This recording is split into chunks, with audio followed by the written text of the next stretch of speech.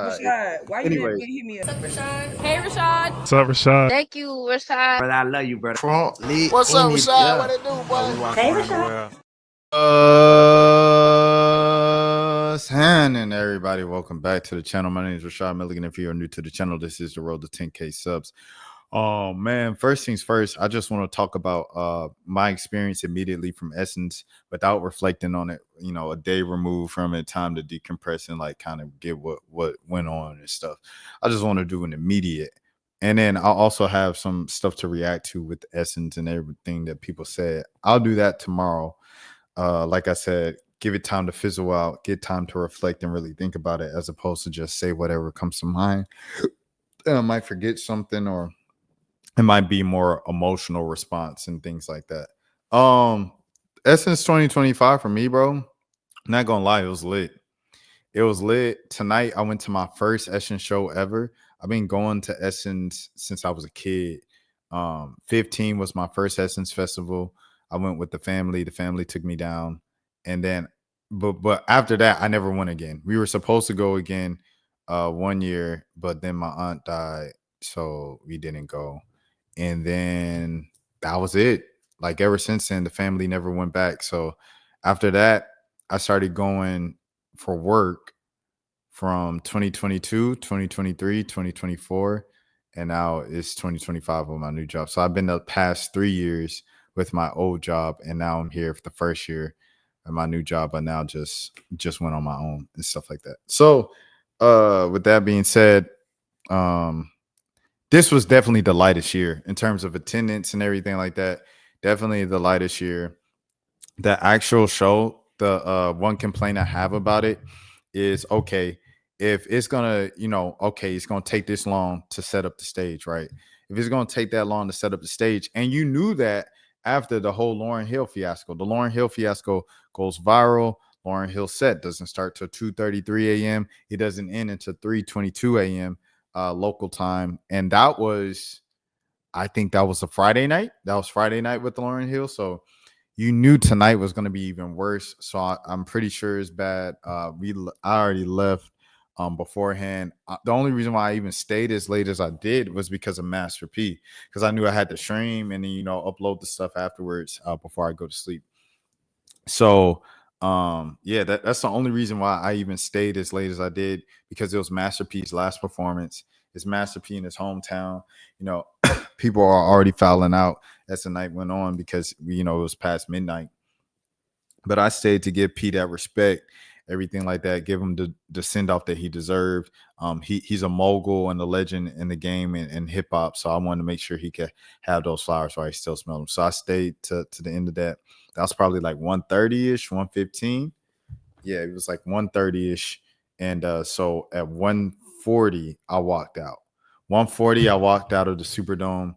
And yeah, and you know, they're changing the stage at that point for Boyz II Men. So Boyz II Men probably went on about 2 a.m. And by 2 a.m., I was already back in the crib. So there was that. Yeah, like I said, what I would change with it is just the timing. You know, okay, if you know it's going to take this long to set up between stages and everything like that, between sets, what I would do, I would start the show at 5 p.m. The convention center closes at 5 p.m. for those of you who've never been to Essence Fest. Convention center is free. Like I said, all the previous 4 years that I've been throughout the past couple of decades, 2010 and now 2022, all the way up to now and stuff like that. I've just done the convention center, and I had plenty to do, plenty of fun and things of that sort. So yeah, the convention center closes at 5. I think if you start the show at 5, the people who leave early, the convention center early to get ready for the show will do so. And you start the show at 5 because, you know, the artist won't be ready to come out until 6. So the show starts at 6 instead of starting at 8. The show is starting at 8. You take 2 hours off of what happened from tonight. Tonight, the show is probably going to end. Say Boyz II Men went on at 2. Boyz II Men probably be done about 2:45, 3 a.m. at the latest, on the late side. Now you end at 1 a.m. instead. 1 a.m. is ridiculous still, but it's still doable. It still kind of makes sense for a festival with a lot of acts on it and things of that sort on a lineup. 1 a.m. makes sense. Anything past 1:30, 2 a.m., 3 a.m. is crazy, bro. Especially when folks got work. Like it's a weeknight. It's Sunday. It's a Sunday night. People got work again. And if they don't have work again, if they're from out of town, they probably have flights first thing out in the morning, so they don't have to pay for another, a night at their hotels, respectfully, in New Orleans and things of that sort. So yeah, man, I would say I would change the timing. But in terms of everything else, bro, it was lit. Like it was lit. Do I think they could have incorporated a little more New Orleans culture? Yes, I think so. It was crazy because it's like Nas, he had to like force it into his set. Master P, same thing. He like forced it into his set and things of that sort. But I know Larizi's performed before at Essence. I know D1's performed before at Essence, but I would have liked to see those two perform again, especially with Larizi, excuse me, coming out with the joint with PJ Morton this weekend, and they had a album listening party. I was so upset. I did not know about it until after the fact. Larizi, I've been to pull the curtain back. I've been chasing down Larizi for the feels like the past month. I've been chasing down Larizi, chasing down Larizi, chasing down Larizi. I can't get a liked comment from him. I can't get a liked inbox from him. I can't get his father to respond to me. Bro, is bad, dog. I'm trying to get in contact with Larizi. He has an official website where, if you want to give him the full rundown, you got to give him as detailed as possible and stuff like that. I've been putting it off because I didn't want to put an exact dates and detail. I didn't want to put it in a box. I wanted it to be what he wanted to do, when he wanted to do it, when he was available to do it. But, I think at some point I'm going to have to just put it in a box to get their attention because they have a certain way to go about things and we could go about it that way. But yeah, I would have loved to have seen PJ Morton and a Larizi set.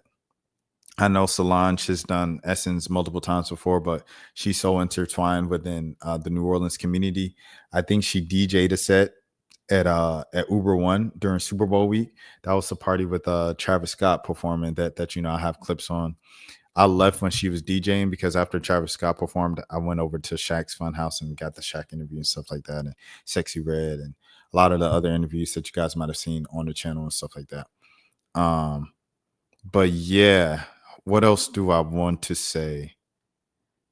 Yeah, a little more New Orleans culture, a little more Frankie Beverly tributes. The Quincy Jones tribute from Jermaine Dupri was A1. The DJing he was doing, it could have been a bit obnoxious with the let's run it back. Let's run it back. Cutting off to the next song right when it gets to the hook and everybody want to sing the hook of the song. But I mean, in terms of song selection, actual playlists, and the way he laid it out of like intertwining live performances with him just playing the records and having the crowd sing the records, insanely popular records and stuff like that from the mind that is Quincy Jones, and reminding people this is the genius of Quincy Jones. This is the mind of Quincy Jones. Who thinks of this? How can you even loop this and make it a song and put it out and just stand on it and have that type of confidence in putting it out? All of those things that JD said, it was just great, bro. JD's the GOAT, dog. He's the GOAT of like his lane of producing and songwriting and stuff like that. Obviously, everybody says like, him versus Puff, the South versus East Coast. And I would have loved to have seen that versus, but I think with the recent happenings, recent dealings with Puff going to jail and having his trial going on and stuff like that for very serious charges. Even if Puff walks with his sentence and say he's sentenced to 3 years, 2 years served, 1 year probation, 2 years, and 2 years he already, wait, hold on. 2 years to serve, 1 year probation, 3 years. And they already give him to 2 years that he's been in jail already and let him walk free. Even if that happens, Jermaine Dupri's now rushing right back to Swiss and Timbaland, like, oh, let's get it done. Like, and Timbaland don't have the best PR right now. Like hosting mad kids on Twitch and Send in your music. Let me listen to your music and live, rate it live on Twitch. Kids been doing that for the past 2 years. Smiling at Timbaland. Is Timbaland gonna like my song? Is he gonna like my song?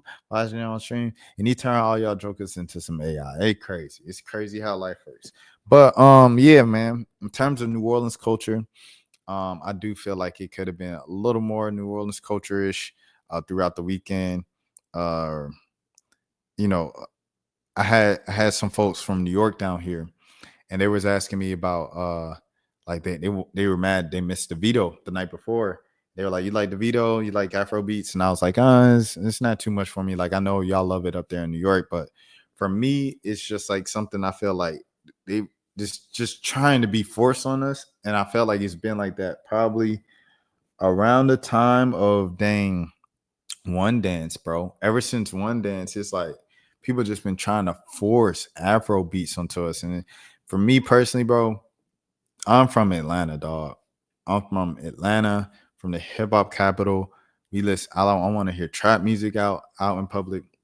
I want to hear rap music. I want to hear hip hop. Like that's what I want to hear, and with the touch of R&B. You know what I'm saying? Let me get my couple singing songs and stuff like that. Let me get off the I can hear your heart crying out for like I want that with the mixture of the hard stuff. Like I want that. You know what I mean? I'll pause. That was crazy. My bad. I didn't even mean to gesture. But yeah. That's what I want to hear. I don't want to hear bump the ball. Don't think that like I just don't want to like, and it's great. I know all the basis of black music, black American music comes from the homeland, the motherland, and the Caribbean. The drums and the rhythm and all of that. It's the bass line, the base of hip hop and R&B as we know and love it on the American side. But please, bro, please stop trying to force it on me, dog. Like is everything ain't for everybody. And it's crazy. I say that because I still know some people who are immigrants and descendants, first generation, everything like that, second generation. And they'll be in the club and they complain that, the Afro beats and their music didn't be playing. So I guess different strokes for different folks. However, for me in my house, as a black American, as someone from Atlanta, I just want to hear some trap music, bro, and some rap music and some R&B. That's it. That's it. Like we could do the one song Gasolina, we could do the one song Everyone Fall in Love Sometime and keep it pushing. I'm not trying to do a whole set of Caribbean and Afro beats and all that and stuff like that. And I guess that's what some of the kind of previews of what we're going to see tomorrow with all the reaction and stuff of what people are complaining about with Essence Fest. I think another reason the Target and AT&T, we knew about Target because we was already boycotting Target. I think A&P getting their tone deodorant and body care products in Target and then streaming in there overnight to promote to people that it's in Target. I think that is a bit of a strategic move for sure on Target's end of like, okay, let's get back on, these good kids, these kids' good side and stuff like that because A&P is a fully black group and everything. So it's very strategic. Is it gonna work? Determined, yet to be determined. But yeah. So you had Target. Target booth was one red flag. Okay, I'm just not gonna go to the Target booth. Apparently, the AT&T people had a banner that was like, don't say, their Trump is oppressing us. Say, the powers that be are holding back the culture. It was like verbiage that they had to use going into it. And AT&T had, two big old booths and tents and stuff like that with A-list artists performing. Pastor Mike Jr. performed tonight. And it was just, I don't know, man. I got a lot of good stuff. And I think when I leave that crib, like when I go outside and I come back with the IRL content, it ain't too many people I feel like seeing me for real. Cause I give you the vlogs, I give you the interviews. One man. It ain't no, you got a producer, you got an editor, you got a reporter. One man crew now. And I'm doing that on top of streaming every single night. And you know what I'm saying? Like, first of all, to God be the glory. Ain't none of it is me. Thank you for the abilities and the energy and the motivation to do this. This is just for anybody else who's listening for motivational purposes only. You can do it. There's no excuse to it. Get to it. You see how I did that there? But yeah, man, that's what I wanted to say about that. I'm going on a tangent here for 15 minutes. Is there anything else about Essence Fest that I want to say immediately? Oh yes. The Essence app was good. It was good. I didn't know where stuff was like within the convention center because they would have like the little logos or like, things and stuff. I kind of eventually figured it out by default by the end of the convention, but I still didn't really know. But it was good the fact because the night before every night, I would just go through it, right? Late night, what time I need to wake up for my first one. I will screenshot the ones that I wanted to go to, the events that I wanted to go to, and I could just use that as my schedule. So that's how I really got the most out of my experience. So I got to see, you guys saw Drewski, you guys saw Zoe Spencer, and then I ran into Jamila Bell just from the Zoe Spencer joint. Also, it was a couple other people that like stuff just happened back to back, but it was also like planning. It was intentional. At 2:20, this is happening. At 3:00, this is happening. Cheryl Swoop stuff. That stuff ain't even up yet. I got some stuff, boy. I ain't gonna lie to you. I got some stuff.